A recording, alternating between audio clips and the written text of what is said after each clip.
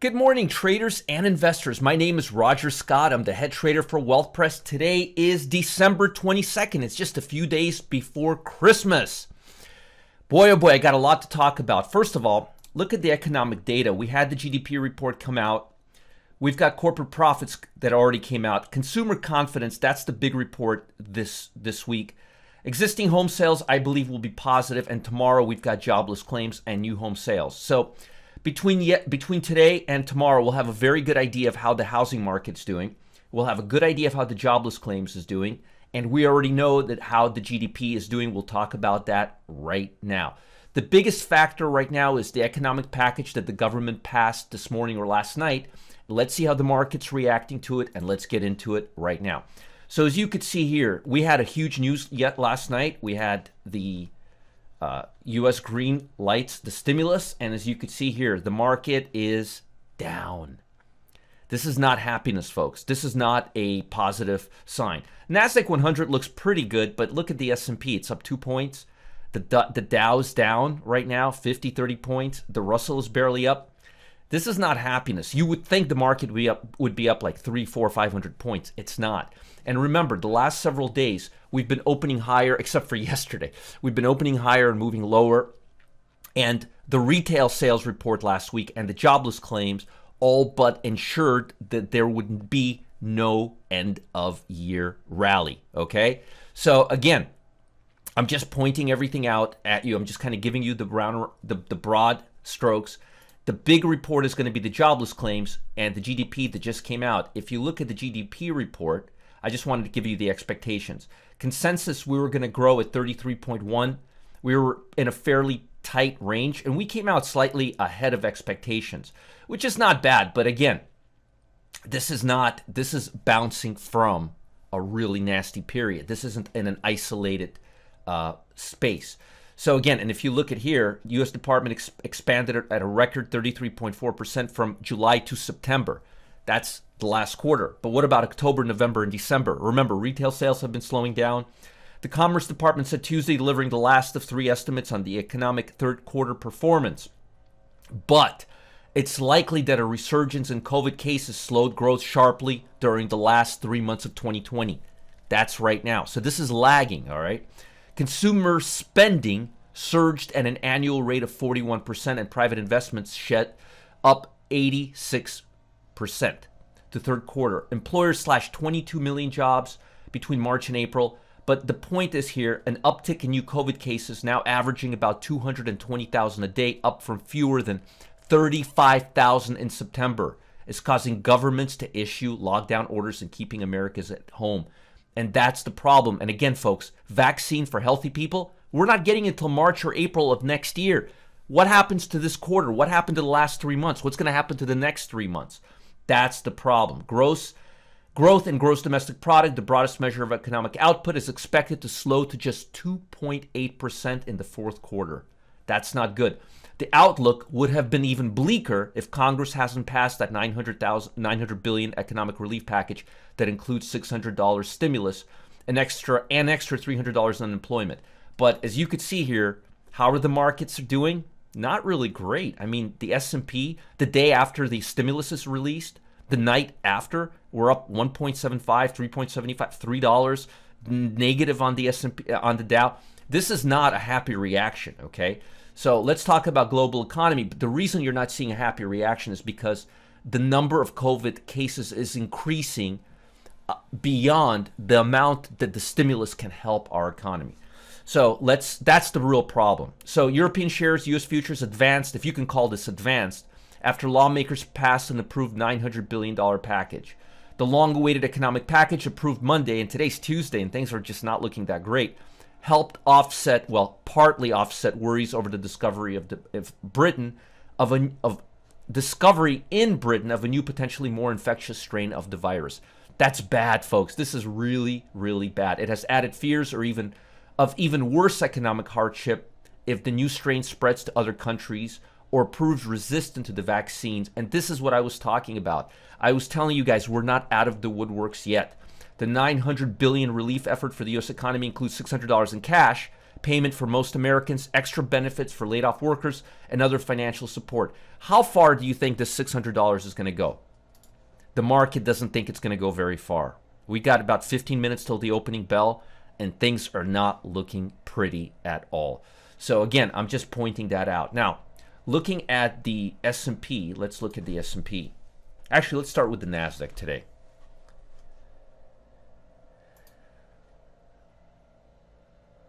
Looking at the NASDAQ, we look like we're above yesterday's high, but again, I think we're going to just kind of drift around the current level. I'm not seeing a massive rally. I'm not seeing anything. I'm kind of seeing us staying within a range or more downside developing. I'm not seeing higher prices, and I'm seeing a lot more vulnerability. As I mentioned to you several days ago, momentum levels. I'm going to show you again.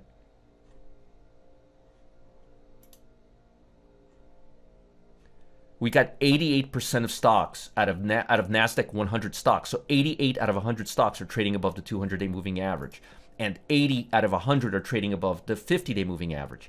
That's too much, too fast. As you could see here, momentum levels started cooling off already. And I think we're going to go down to 50th, 60th, 30th percentile, which would mean a slump in the major indices. Furthermore, technology is leading, but that's semiconductors. Everything else, the consumer discretionary stuff, is lagging behind industrial and material.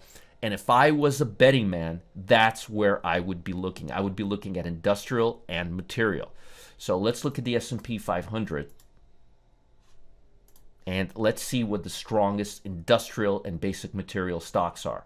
FCX. Gee, I want to show you something, the power of this. Let's go back 3 months. Look where FCX was 3 months ago. It was in second spot 3 months ago. Today, number one spot.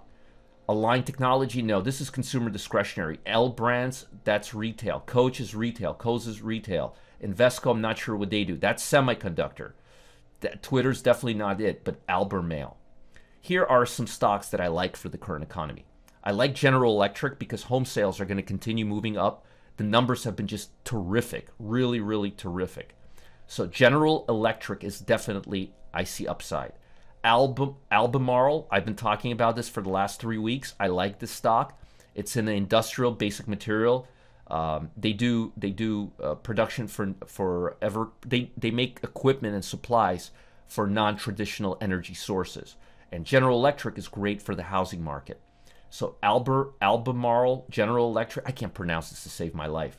And Freeport McMoRan, FCX, ALB, and General Electric. Let's see if there's any other ones.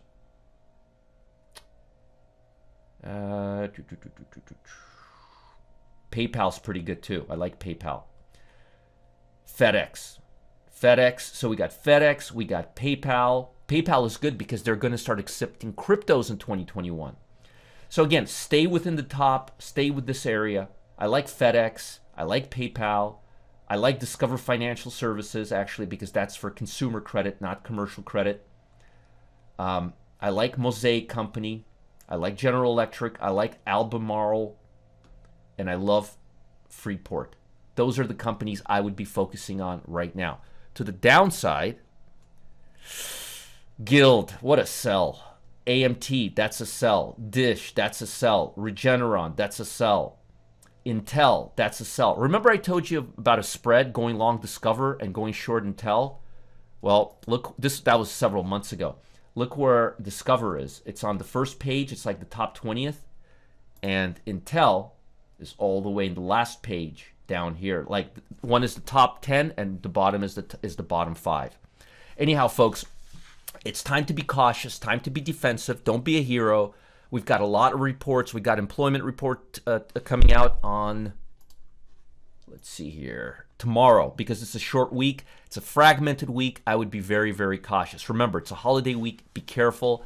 Take money out of the stock market or rotate into safety. This is not a time to be a hero. Definitely not. It's time to be quick and nimble. ETFs, cash, defensive, shorts, hedged portfolios. That FCX is a good stock because it's a copper mining stock. This one right here, FCX. We've been talking about this stock for a while now. As a matter of fact, FCX Align, we've been talking about it all year. Now, folks, before I let you go, I've got some for you. Traditional investing research is becoming obsolete, and that means hours and hours that you've spent studying stock charts and squinting at spreadsheets is a massive, massive waste of your time. You need a new way, a totally new way to level the playing field against Wall Street and its lightning fast trading activity without putting your entire portfolio at risk. Now, here's the good part. Future of Wealth head trader Lance Ippolito's weekly Blitz Alert can help you do just that. In it, Lance shows everyday investors just like you how to capture predictable profits with trades that could pay you overnight. And folks, I'm not talking about day trading. I'm talking about in Monday, out on Tuesday, in on Monday, out on Wednesday, every couple of days swing trades. This is perfect swing trades. This is a perfect example of what I'm talking about being nimble. Quick trades. Don't miss your chance to collect these 24-hour windfalls with Lance. He is onto something here. And I love Lance's trading. I mean, just watching this guy makes the hair on my neck stand up. This guy knows what he's doing. This guy's, in my opinion, this guy's a pro. He's a Wall Street insider. You got to check it out. Click on the link below to watch Lance reveal his top trading secrets. Do it now. Get in on this now before New Year's. Change how you trade. Change how you look in the markets. Learn Lance's techniques. There's no cost. Check it out now. Do yourself a favor and have a great day. Bye, guys.